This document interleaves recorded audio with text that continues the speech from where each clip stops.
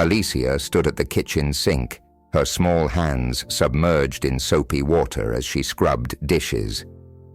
At 12 years old, she was already an integral part of the household's daily chores. The cramped apartment in the modest neighborhood of São Paulo buzzed with the sounds of life, a TV blaring from next door, children shouting in the street below, and her mother's tired sighs as she folded laundry in the adjacent room. As Alysia's hands moved mechanically over plates and cups, her mind wandered. She imagined herself in a spacious house with gleaming appliances, where dishes practically washed themselves. In this daydream, she wore a crisp school uniform, carrying textbooks from a prestigious school. Her mother, no longer weary from multiple jobs, smiled proudly. "Alysia, don't forget to wipe the counter when you're done," her mother called out, snapping Alysia back to reality. "Yes, Mama," Alysia responded, her voice a mixture of obedience and longing. She finished the dishes and moved to the counter, wiping away crumbs and coffee stains. As she worked, Alysia's eyes drifted to the window. Outside, children her age played freely, their laughter a stark contrast to the weight of responsibility she felt.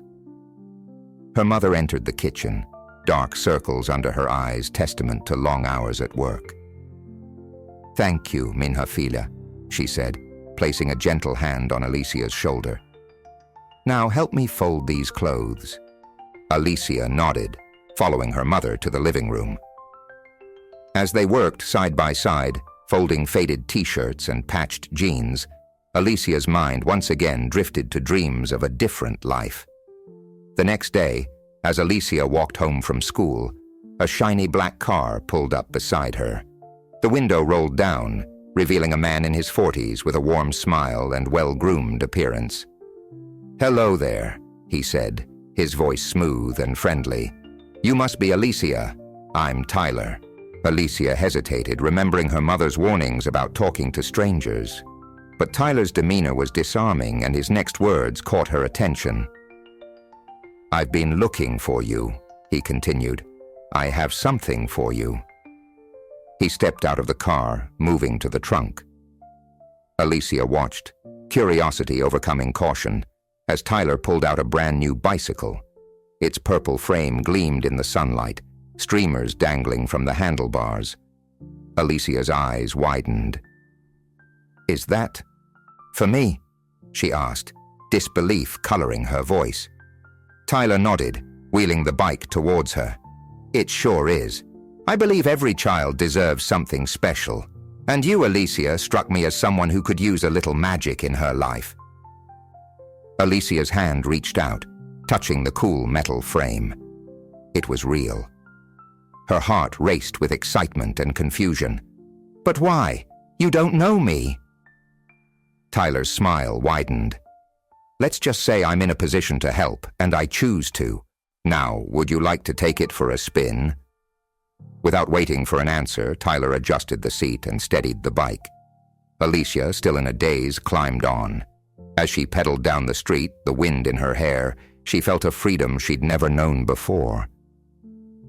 Tyler watched her, his expression a mixture of satisfaction and something else, something hidden beneath the surface of his generosity. From her second-floor apartment window, Margaret observed the scene unfolding on the street below. Her gray hair was tied back in a neat bun, and her keen eyes missed nothing as she watched Tyler introduce himself to Alysia and present her with the bicycle. Margaret's brow furrowed. In her 65 years, she'd seen enough of the world to know that free gifts often came with hidden costs. The sight of the expensive car, the man's polished appearance, and the brand-new bicycle in this working-class neighborhood set off alarm bells in her mind. She watched as Alysia pedaled away, the girl's face alight with joy. Tyler stood by his car, watching Alysia with an expression that made Margaret's stomach churn. It wasn't the look of a benevolent benefactor. There was something predatory in his gaze. Margaret's arthritic hands gripped the windowsill tightly. She'd spent her life as a schoolteacher, and she recognized vulnerability when she saw it. Alysia, with her worn clothes and eager acceptance of the gift, practically radiated it. "This isn't right," Margaret muttered to herself. She'd seen Tyler around the neighborhood before, always friendly, always generous, but this was the first time she'd seen him zero in on a specific child. As Tyler got back into his car and drove away, Margaret made a decision. She might be retired, but she wasn't blind, and she certainly wasn't helpless. Whatever game Tyler was playing, Margaret was determined to uncover it. She reached for her phone, scrolling through her contacts until she found the number for her friend Maria, Alysia's next-door neighbor. It was time to start asking questions and raising awareness. Margaret had a feeling that Alysia's new bicycle was just the beginning of something much larger and much more sinister. A week after gifting Alysia the bicycle, Tyler pulled up in his sleek car outside her apartment building. Alysia, who had been eagerly waiting by the window, rushed down to meet him. "Ready for an adventure?" Tyler asked, his charismatic smile in place. Alysia nodded enthusiastically, climbing into the passenger seat. As they drove, Tyler regaled her with stories of his travels and success, painting a picture of a world far removed from Alysia's daily life. After a 20-minute drive, they arrived at an imposing abandoned house on the outskirts of the city. The building, once grand, now stood in disrepair, its paint peeling and windows boarded up. "What is this place?" Alysia asked, a mix of curiosity and apprehension in her voice. Tyler's eyes gleamed. "This, my dear, is where dreams come true. It just needs a little imagination." He led her through the overgrown yard and into the house. Inside, dust motes danced in the beams of sunlight that managed to penetrate the gloom. Tyler guided Alysia from room to room, describing grand visions of restoration and purpose. "Imagine, Alysia," he said, gesturing widely. "This could be a home for children like you, a place where you could learn, grow, and reach your full potential." Alysia's eyes widened as she pictured it. Polished floors instead of rotting boards, bright classrooms replacing empty, echoing spaces. "And you could make this happen?" she asked, hope creeping into her voice. Tyler knelt down, meeting her eyes. "With help from special people like you, anything is possible. But it has to be our secret for now. Big dreams have many enemies." Alysia nodded solemnly, feeling the weight of this shared secret. As they left the house, Tyler's promises of a better future echoed in her mind, drowning out the small voice of caution that whispered in the background. The next afternoon, Margaret sat in Maria's small kitchen, clutching a cup of strong coffee. Around the table sat 3 other mothers from the neighborhood, Louisa, Carmen, and Beatrice. Their faces were etched with concern as Margaret recounted what she had seen. "And yesterday," Margaret continued, "I saw him drive off with Alysia. They were gone for hours." Maria's hand trembled as she set down her cup. "Alysia mentioned a new friend, but I had no idea. She's been so happy lately, I didn't want to pry." Louisa leaned forward, her brow furrowed. "But why would a rich man like that take an interest in our children? It doesn't make sense." "That's exactly why we should be worried," Carmen interjected. "Men like that don't come to neighborhoods like ours out of the goodness of their hearts." Beatrice, who had been quiet until now, spoke up. "My cousin works as a maid for a wealthy family. She says you wouldn't believe the things that go on behind closed doors. The rich, they think they can do anything." A heavy silence fell over the group as they contemplated the implications of Beatrice's words. Margaret's voice cut through the quiet. "We need to know more about this Tyler. Has anyone else seen him with other children?" The mothers exchanged glances, pieces of a puzzle starting to come together in their minds. Slowly, they began to share snippets of information. A new toy here, an unexplained absence there. A pattern was emerging, and it sent chills down their spines. "We can't just sit back and do nothing," Margaret declared, her teacher's instinct to protect children rising to the surface. "We need to watch, gather information, and be ready to act." The women nodded in agreement, a sense of purpose replacing their initial fear. They might not have money or influence, but they had determination and a mother's instinct to protect. It was time to take action. Over the next few days, the group of mothers, led by Margaret, began their informal investigation. They divided tasks among themselves, each using their unique positions in the community to gather information. Maria, who worked at the local grocery store, kept an eye out for Tyler and noted his purchases. Carmen, a bus driver, watched for him on her routes. Louisa, who cleaned houses in wealthier neighborhoods, discreetly asked questions about Tyler among her employers. Their efforts began to paint a picture. Tyler presented himself as a philanthropist, often seen at charity events in the city. He had a reputation for generosity, particularly towards underprivileged children. On the surface, it all seemed admirable, but as they dug deeper, inconsistencies emerged. No one seemed to know where Tyler's wealth came from. His company, vaguely described as International Consulting, had no public records. The charities he supported were legitimate, but his involvement was always at arm's length. One evening, the group reconvened at Margaret's apartment to share their findings. As they pieced together their information, a disturbing possibility began to take shape.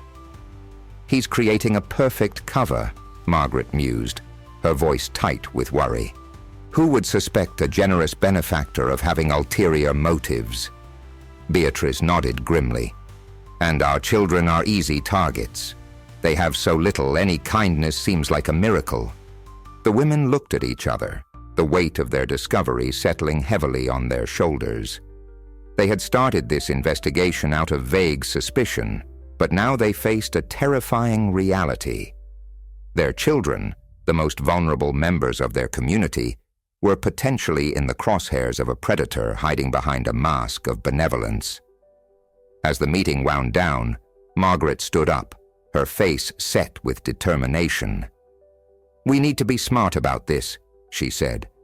"We can't confront him directly, not without proof, but we can warn our children, watch more closely, and keep digging. Whatever Tyler's game is, we're not going to let him win." The mothers left Margaret's apartment that night with a mix of fear and resolve. They had unveiled a threat to their community, and now the real work of protecting their children would begin. Alysia sat cross-legged on her bed, a small notebook open in her lap. The cover was worn, the pages filled with her neat handwriting. This diary, a gift from her grandmother, had become her confidant over the past few weeks. She chewed on the end of her pen, contemplating what to write. Finally, she began. "Dear diary, I'm scared. Tyler is so nice and he promises such amazing things, but something feels wrong. Today, he asked me not to tell Mama about our trips to the old house. He says adults won't understand our big plans. But why? If it's something good, why keep it a secret? I want to believe him. The way he talks about my future, school, a better home, helping other kids like me, it sounds like a dream come true. But then I remember Mama's warnings about strangers with too good to be true offers. What if I'm throwing away a real chance at a better life? What if I'm being ungrateful? But what if Tyler isn't who he says he is? I wish I could talk to Mama about this, but I'm afraid she'll be angry that I've been keeping secrets. And what if Tyler finds out I told? He might take away everything he's promised. I don't know what to do. I feel so alone." Alysia closed the diary, her young face creased with worry. She slid the book under her mattress, her usual hiding spot. As she did, her fingers brushed against something else. A small phone Tyler had given her for emergencies. Another secret weighing on her conscience. She flopped back on her bed, staring at the ceiling. The excitement she had initially felt about Tyler's attention had morphed into a knot of anxiety in her stomach. She was caught between hope and fear, unsure which path to take.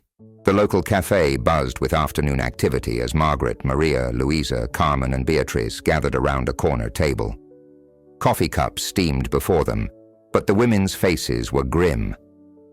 "I've been asking around," Louisa began in a low voice. "There have been whispers. Children gone missing over the past few months." A collective intake of breath swept the table. Margaret leaned forward. "How many?" Louisa's voice trembled. "At least 3 that I've heard of, all from neighborhoods like ours. Poor areas where a missing child might not make the news. Carmen nodded solemnly. I overheard 2 passengers on my bus. Their neighbor's son disappeared 2 weeks ago, 14 years old. Maria's hands shook as she lifted her coffee cup. Do you think, could Tyler be involved? The question hung in the air, heavy with implication. The women exchanged uneasy glances. Beatrice broke the silence. We can't jump to conclusions, but we can't ignore the possibility either. Margaret's jaw set in determination. We need to compile everything we know. Dates, locations, descriptions. If there's a pattern, we need to find it. The women spent the next hour piecing together the information they had gathered. A timeline began to emerge, one that coincided eerily with Tyler's increased presence in their neighborhood. As they prepared to leave, Margaret addressed the group. Remember, we need to be careful. If Tyler is behind this, he's dangerous. We can't confront him directly, but we can warn our children, keep them close, and keep gathering information. The mothers nodded, their faces a mix of fear and resolve. What had started as a vague suspicion had turned into something far more sinister. The stakes were higher than they had ever imagined. That evening, Margaret sat at her small desk, her laptop open before her. The blue light of the screen illuminated her determined face as she delved into her investigation of Tyler. She started with a simple online search of his name. The results were impressive at first glance. News articles praising his philanthropic work, photos of him at charity galas, quotes about his commitment to underprivileged children. But as Margaret dug deeper, she noticed discrepancies. The charities he supported were real, but his involvement seemed superficial. There were no in-depth interviews, no detailed background information. It was as if Tyler existed only in carefully crafted press releases and staged photo opportunities. She turned her attention to his supposed business ventures. The company name she had heard him mention yielded no results. No website, no business registration, nothing. Margaret's unease grew. She expanded her search, looking for any mention of Tyler before his sudden appearance as a philanthropist. Again, she came up empty-handed. It was as if he had materialized out of thin air 5 years ago, with no past and a too perfect present. As she scrolled through another news article, a name caught her eye. Tyler was pictured with a local politician, both men smiling broadly at a fundraising event. The caption identified the politician as Councilman Rodrigo Mendez. Margaret's breath caught. Mendez was known for his tough-on-crime stance and his influence in local law enforcement. If Tyler had connections to someone like Mendez, it could explain why his activities had gone unchallenged. She leaned back in her chair, processing this new information. Tyler's pristine public image, his lack of verifiable background, his connection to influential figures, it all pointed to a carefully constructed facade. But for what purpose? Margaret's thoughts turned to the missing children, to Alysia's growing involvement with Tyler. A chill ran down her spine as the pieces began to fit together. She reached for her phone, her fingers shaking slightly as she dialed. "Maria, it's Margaret. I think we need to go to the police. I've found something and it's worse than we thought." As she hung up, Margaret stared at her screen, the smiling faces of Tyler and Councilman Mendez staring back at her. She had started this investigation to protect her neighborhood's children. Now, she realized, she might be taking on something much bigger and far more dangerous than she had ever anticipated. The atmosphere in Margaret's living room was tense as the group of mothers gathered once again. This time there was a new face among them, Fernanda, a young mother whose eyes were red-rimmed from crying. "Tell them what you told me," Maria urged gently, her hand on Fernanda's shoulder. Fernanda took a shaky breath. "It's my nephew, Lucas. He's been missing for 2 weeks now. He's only 13. Her voice broke as she continued. "The last time anyone saw him, he was with a man in a fancy car, a man who'd been giving him gifts." The other women exchanged alarmed glances. Margaret leaned forward, her voice soft but urgent. "Fernanda, can you describe this man?" as Fernanda described the man, well-dressed, charming, driving an expensive black car. The mother's worst fears were confirmed. It matched Tyler's description perfectly. Carmen spoke up, her voice tight with worry. "That's not all. Remember the boy I mentioned? The one my bus passengers were talking about? I did some digging. He was last seen at a community center where Tyler had been volunteering." A heavy silence fell over the room as the implications sank in. What had started as a vague suspicion had now become a terrifying reality. Tyler wasn't just grooming Alysia. He was potentially involved in the disappearance of multiple children. Margaret stood up, her face set with determination. "We can't wait any longer. We need to take this to the police. Now!" The urgency in her voice galvanized the group. They had been cautious before, afraid of making accusations without proof. But now, with children's lives at stake, they couldn't afford to hesitate any longer. Alysia sat on a bench in the park watching Tyler as he paced back and forth, talking animatedly about his plans. But for the first time, she wasn't swept up in his enthusiasm. Instead, she observed him with a growing sense of unease.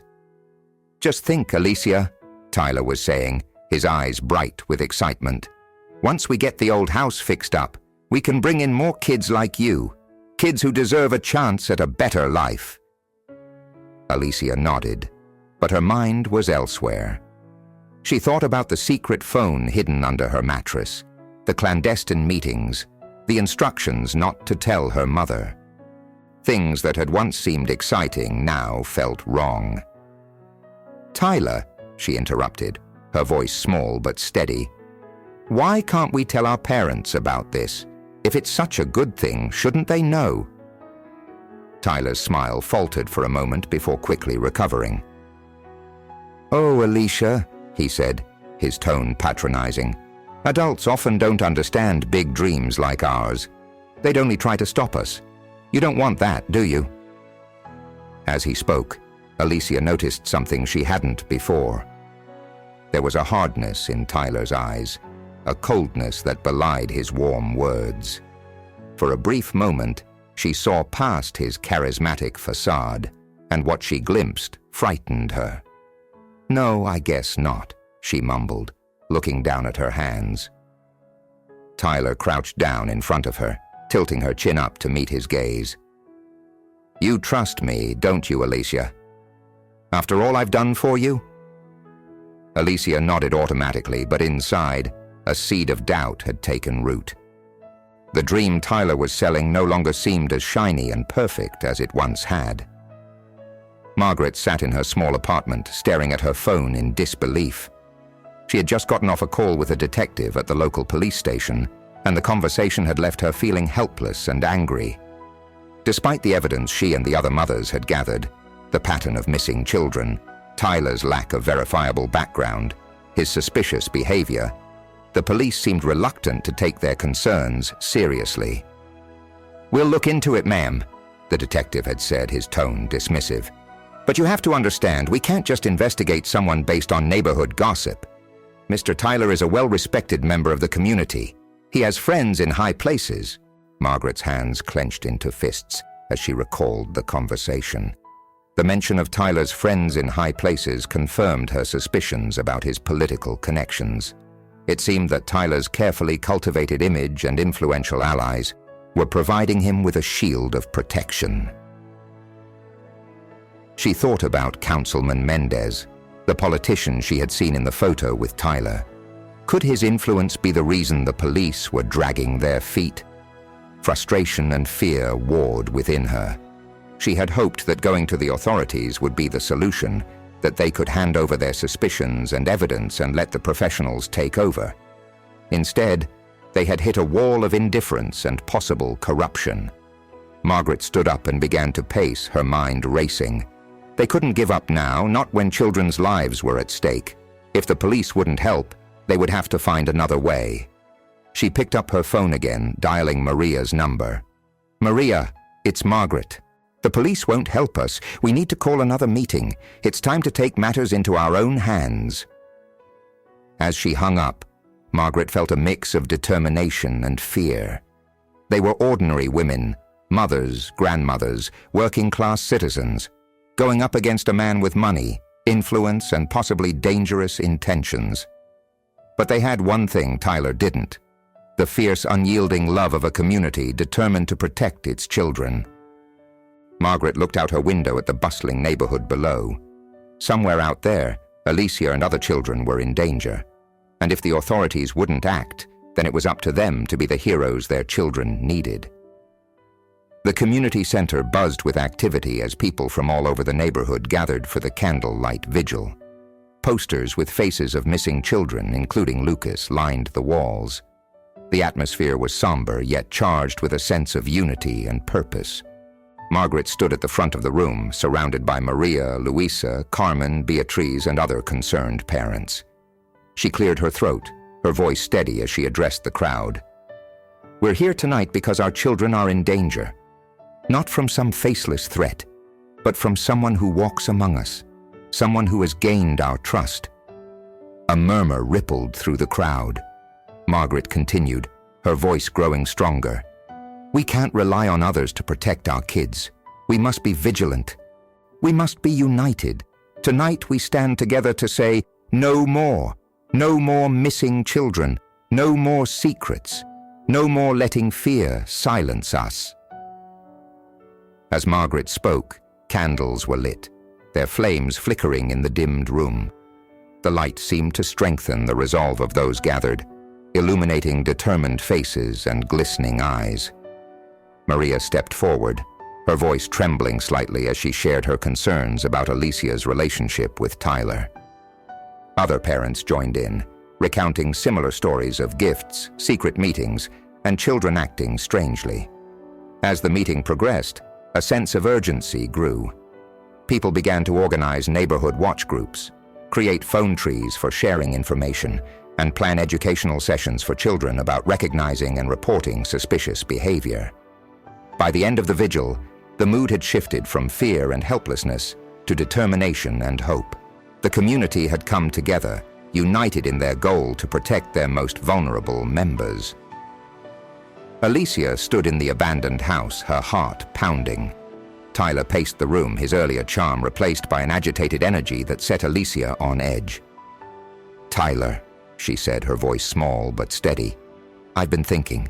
Maybe we should tell my mom about all this, about the house and the plans for other kids." Tyler whirled to face her, his eyes flashing. "What did I tell you about keeping our secret, Alysia? Don't you trust me?"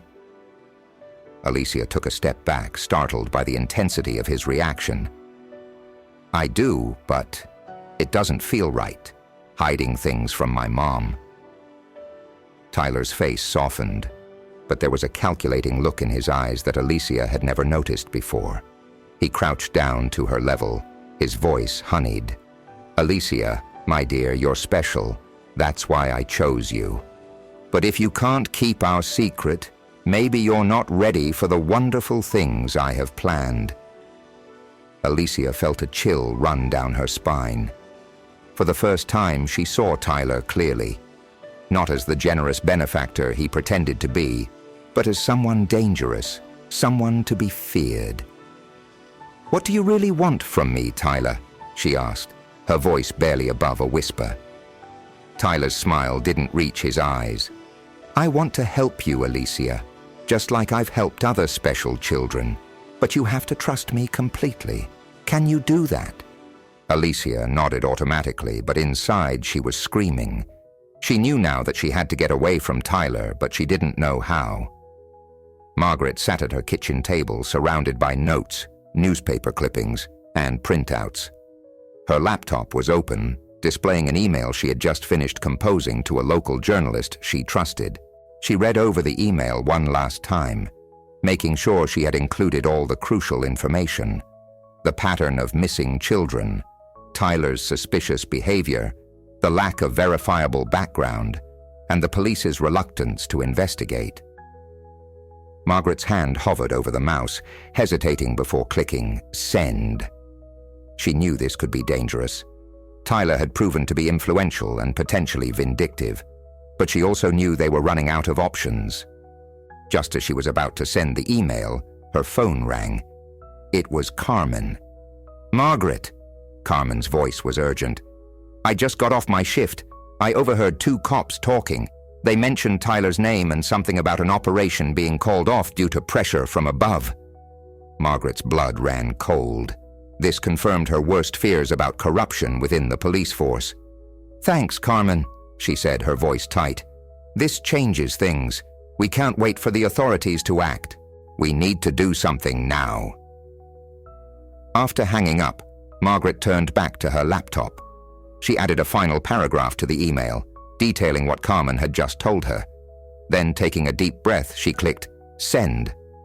Next, she picked up her phone again and dialed the police station. Her heart was pounding, but her voice was steady as she spoke. "Hello, this is Margaret Silva. I need to file a report about a suspected child predator named Tyler. I have evidence of his involvement in several child disappearances." As she began to detail her suspicions and evidence, Margaret felt a mix of fear and determination. She knew she was taking a risk, potentially making herself a target. But as she thought of Alysia and the other vulnerable children in her community, she knew it was a risk she had to take. The time for caution was over. It was time to bring Tyler's actions into the light, whatever the consequences might be. The police station was a flurry of activity. Detective Carlos Ribeiro sat at his desk, frowning at the report in front of him. It detailed the allegations against Tyler, compiled from Margaret's call, and the evidence she had submitted. As he read through the document, his frown deepened. The evidence was circumstantial but compelling. Multiple missing children, all from the same neighborhood. Tyler's suspicious behavior and lack of verifiable background. The pattern was clear and it worried him. Just as he was about to call for a team meeting to discuss launching an investigation, his phone rang. The caller ID showed it was the chief of police. "Ribeiro," the chief's voice was curt. "I need you to put that Tyler investigation on hold." Detective Ribeiro sat up straighter. "Sir, with all due respect, we have some serious allegations here. I think we need to look into this further." "It's been taken care of," the chief replied, his tone leaving no room for argument. "Tyler's lawyers have been in touch. They're threatening a lawsuit for harassment and defamation. We can't afford that kind of publicity right now." Ribeiro's jaw clenched. "But sir, if there's any truth to these allegations—" "That's an order, detective," the chief interrupted. "Unless you have concrete evidence, this investigation is closed." As the line went dead, Ribeiro slammed his fist on the desk in frustration. He knew something was wrong, but his hands were tied. Tyler's influence had reached further than he'd imagined. Alysia stood in the abandoned house, her heart racing. She had made up her mind to confront Tyler, to demand the truth about what was really going on. As she heard his car pull up outside, she took a deep breath, steeling herself for the conversation ahead. Tyler walked in, his usual charming smile in place. But Alysia saw past it now, noticing the coldness in his eyes that she had overlooked before. "Tyler," she began, her voice shaky but determined, "I need to know the truth. What's really going on here? Why all the secrets?" Tyler's smile faltered for a moment before returning, broader than ever. "Alysia, my dear, what's brought this on? I thought we understood each other." Alysia stood her ground. "No more lies, Tyler. I've heard about other kids going missing, kids you were seen with. What happened to them?" A flash of anger crossed Tyler's face, quickly replaced by concern. "Alysia, you're letting your imagination run wild. Those are just rumors spread by people who don't understand what we're trying to do here." He moved closer, his voice soothing. "Remember all I've promised you? A better life, a chance to help other kids like you? Don't throw that away because of silly gossip." Alysia felt her resolve weakening. Tyler's words were so convincing, his manner so sincere. What if she was wrong? What if she was throwing away her only chance at a better life? As Tyler continued to reassure Alysia, her eyes darted around the room, seeking something, anything, to confirm her suspicions or allay her fears. That's when she spotted it. Tyler's phone, lying on a dusty old table, its screen lit up with a new notification. While Tyler was distracted, pacing as he spoke about his grand plans, Alysia inched closer to the phone. Her heart pounded in her ears as she quickly swiped the screen, praying Tyler wouldn't notice. What she saw made her blood run cold. The notification was from a messaging app, and the preview showed a series of photos, children's faces, including some she recognized from the missing posters she'd seen around the neighborhood. With trembling hands, she opened the app, her eyes widening in horror as she scrolled through the messages. There were conversations about shipments, merchandise, and buyers. The realization of what she was looking at hit her like a physical blow.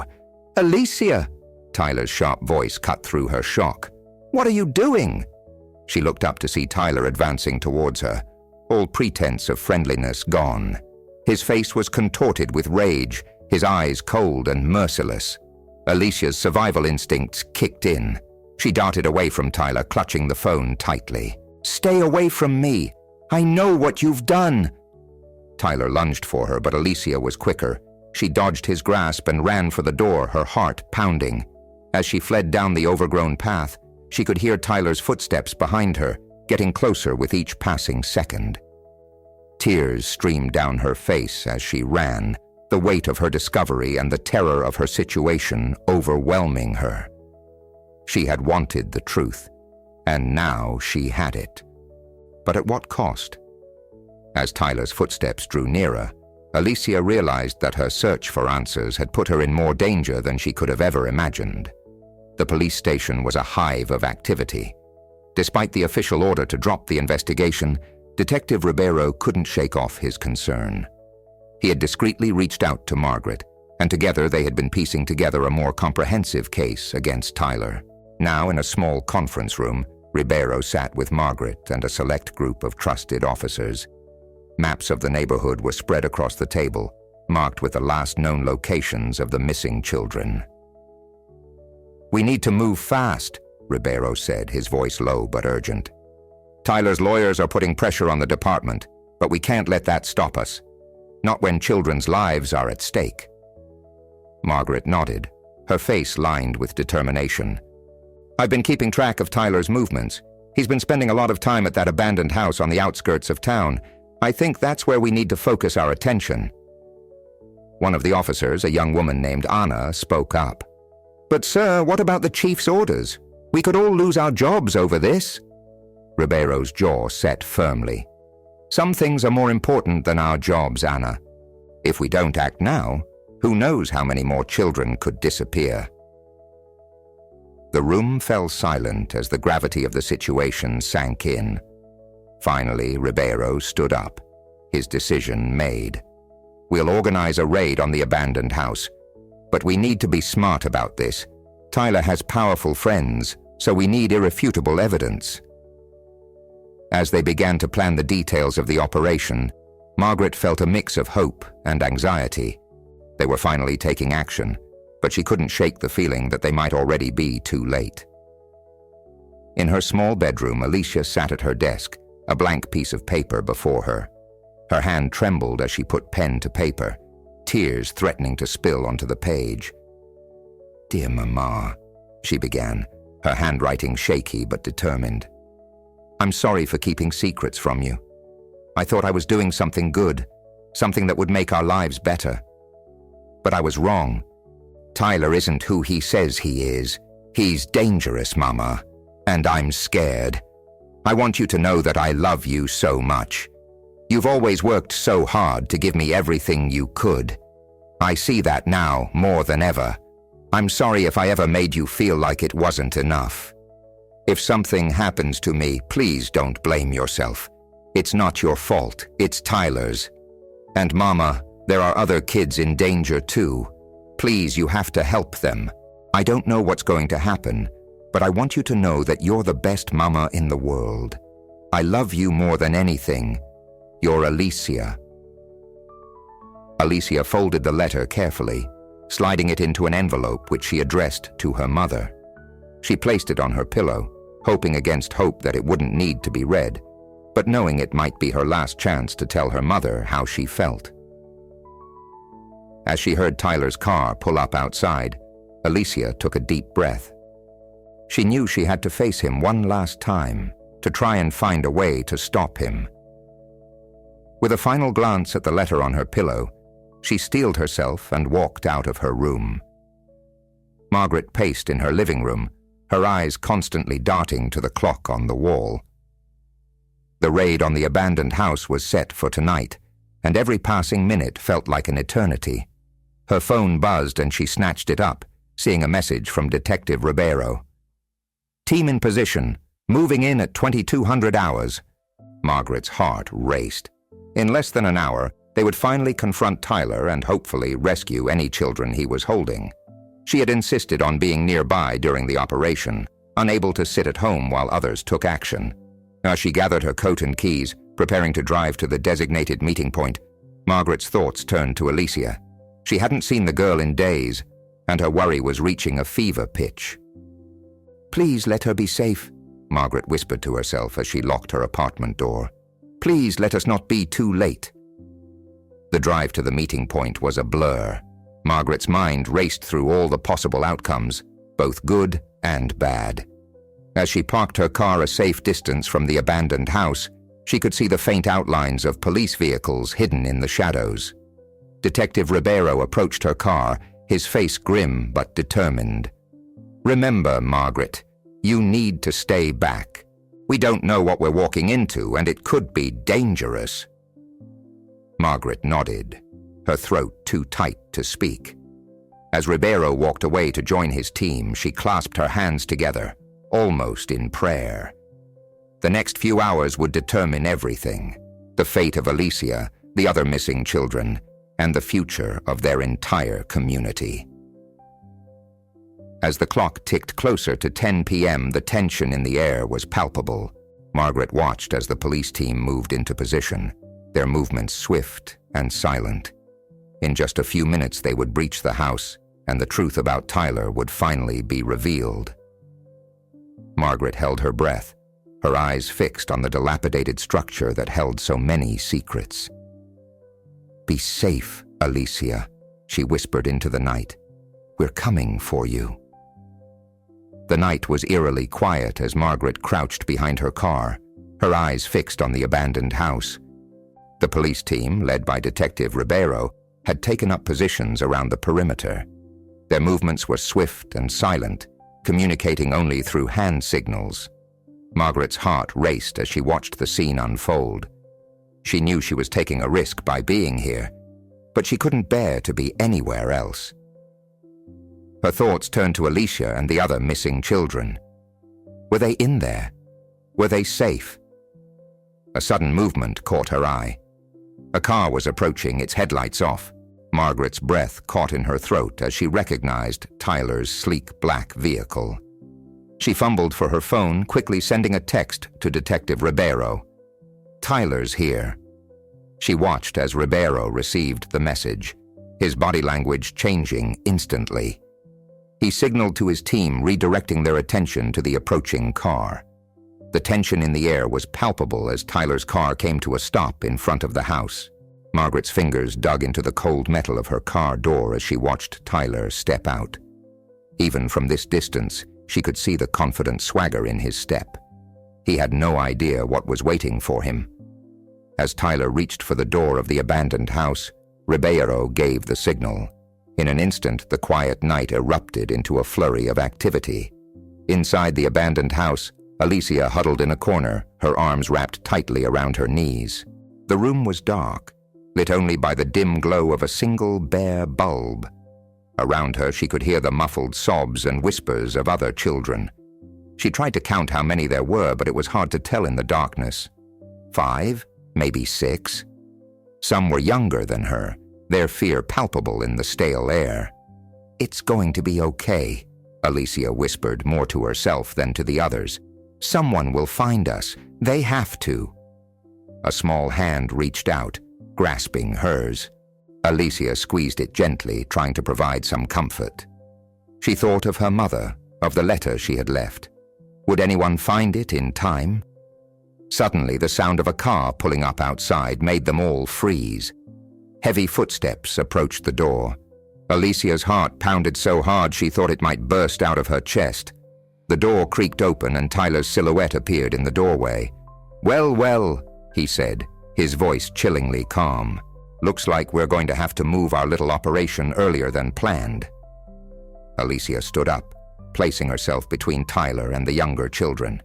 Her voice shook, but her words were defiant. "You won't get away with this, Tyler. People know about you now."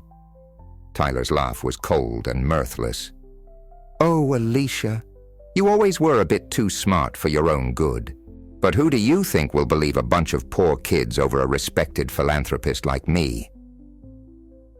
As Tyler stepped further into the room, Alysia braced herself. She didn't know what was going to happen, but she knew she had to protect the others no matter what. The moment Tyler stepped into the house, chaos erupted. Flashlights pierced the darkness as police officers swarmed in from all directions. "Police! Don't move!" Detective Ribeiro's voice boomed through the night. Tyler froze for a split second, his face contorting with shock and rage. Then, in a sudden burst of movement, he grabbed Alysia, pulling her against him as a human shield. "Stay back!" Tyler shouted, his voice high with panic. "I'll hurt her if you come any closer!" Alysia struggled against Tyler's grip, her heart pounding. She could see the police officers, their guns drawn, faces tense with concentration. Behind them, she caught a glimpse of Margaret, her eyes wide with fear and concern. Detective Ribeiro stepped forward, his gun steady. "It's over, Tyler. Let the girl go. We know everything." Tyler's grip on Alysia tightened. "You know nothing," he snarled. "I have friends in high places. This will all go away just like it always does." As Tyler began to edge towards the back of the house, dragging Alysia with him, she knew she had to act. With all her strength, she stomped on Tyler's foot and threw her head back, connecting with his chin. The surprise and pain caused Tyler to loosen his grip. Alysia wrenched herself free, running towards the police officers. "Now!" Ribeiro shouted. In an instant, officers swarmed Tyler, tackling him to the ground. The sound of handcuffs clicking into place was almost drowned out by Tyler's enraged shouts and threats. Alysia found herself enveloped in Margaret's arms, tears of relief streaming down both their faces. Around them, police officers were gently escorting the other children out of the house, wrapping them in blankets and speaking to them in soothing tones. As Tyler was led out in handcuffs, his previously charming facade completely shattered, Alysia felt a weight lift from her shoulders. It was over. They were safe. Detective Ribeiro approached them, his face showing a mix of relief and determination. "You were very brave, Alysia," he said softly. "Thanks to you and Margaret, we've stopped a dangerous criminal. But our work isn't done yet. We need to make sure he faces justice for what he's done." Alysia nodded, her voice small but steady. "I'll tell you everything I know. For all the kids he hurt, and the ones he was going to hurt. It has to stop here." As the night air filled with the sound of sirens and the flashing lights of police cars, Alysia held on to Margaret, watching as her nightmare was led away. The future was uncertain, but for the first time in weeks, she felt hope. The abandoned house was now a flurry of activity. Police officers swarmed in and out, collecting evidence and securing the scene. The air was thick with tension as the full extent of Tyler's operation began to come to light. Inside, Detective Ribeiro supervised the collection of evidence. Computer equipment, stacks of documents, and various electronic devices were being carefully bagged and tagged. Each item potentially held crucial information about Tyler's network and his victims. "Sir," a young officer called out, her voice shaking slightly, "you need to see this." Ribeiro made his way to a small room at the back of the house. What he saw made his stomach churn. The walls were lined with photographs of children, some smiling innocently, others looking scared and confused. Among them, he recognized faces from the missing persons reports. "Document everything," Ribeiro ordered, his voice tight with controlled anger. Every photo, every name. We need to account for every child." As the officers worked, sounds of a commotion came from outside. Ribeiro rushed to the front of the house to find Tyler struggling against his restraints, shouting at the top of his lungs. "You can't do this to me!" Tyler yelled, his face red with rage. "Do you know who I am? Who my friends are? This will never stick!" Ribeiro approached him calmly. "Tyler Ramirez, you are under arrest for kidnapping, child endangerment, and suspected human trafficking. You have the right to remain silent. Anything you say can and will be used against you in a court of law." As Tyler continued to rant and threaten, Ribeiro nodded to the officers. "Get him out of here and make sure he's under constant surveillance. We can't risk anyone trying to silence him." Margaret stood at the edge of the property, watching as Tyler was led away. Her heart was pounding, a mix of relief and lingering fear coursing through her veins. She felt a small hand slip into hers and looked down to see Alysia standing beside her. "It's really over, isn't it?" Alysia asked, her voice small but steady. Margaret squeezed her hand. "Yes, sweetheart, it's over, thanks to your bravery." Just then, Detective Ribeiro approached them, his face grave. "Margaret, Alysia, I need to speak with you both. What we found inside, it's worse than we imagined." He led them to a quiet corner away from the bustle of the crime scene. "Tyler wasn't working alone. We found evidence of a larger network, influential people involved in this trafficking ring." Margaret gasped, her hand tightening around Alysia's.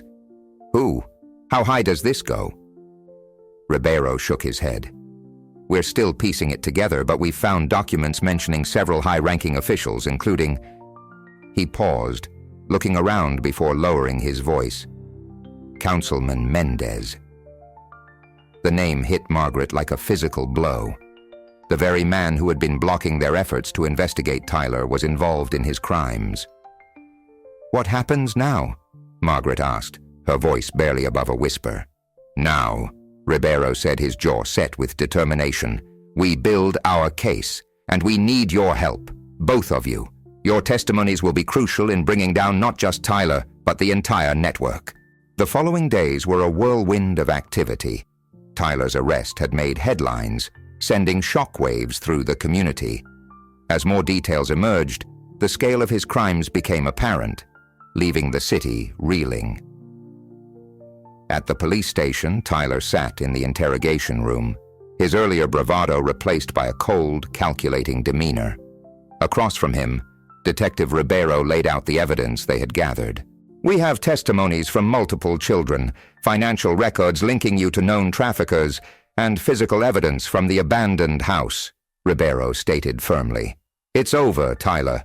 The best thing you can do now is cooperate. Tell us about your accomplices." Tyler leaned back in his chair, a smirk playing on his lips. "You have no idea what you're dealing with, Detective. This goes far beyond me. You'll never be able to prove anything." Just then the door opened and a man in an expensive suit walked in. "This interview is over," he announced. "I'm Tyler's attorney, and I'm advising my client not to say another word." Ribeiro stood up, frustration evident on his face. "Very well. But know this, Tyler. We will uncover the truth. Every last bit of it." As Ribeiro left the room, he was met by his superior, Captain Silva. "Ribeiro, a word," Silva said, his face grim. In the privacy of Silva's office, the captain spoke in low, urgent tones. "The department is under immense pressure to wrap this up quickly. There are people in high places who want this to go away." Ribeiro's fists clenched at his sides. "Sir, with all due respect, we can't let that happen. We're talking about children's lives here." Silva nodded, a look of determination crossing his face. "I agree, which is why we need to be smart about this. We can't trust anyone outside of our immediate team. From now on, all information about this case goes through me directly." As Ribeiro left the office, he felt the weight of the task ahead. They were up against powerful forces, people who would stop at nothing to keep their secrets hidden. But he also knew they had something these criminals didn't: the truth and the determination to bring it to light, no matter the cost.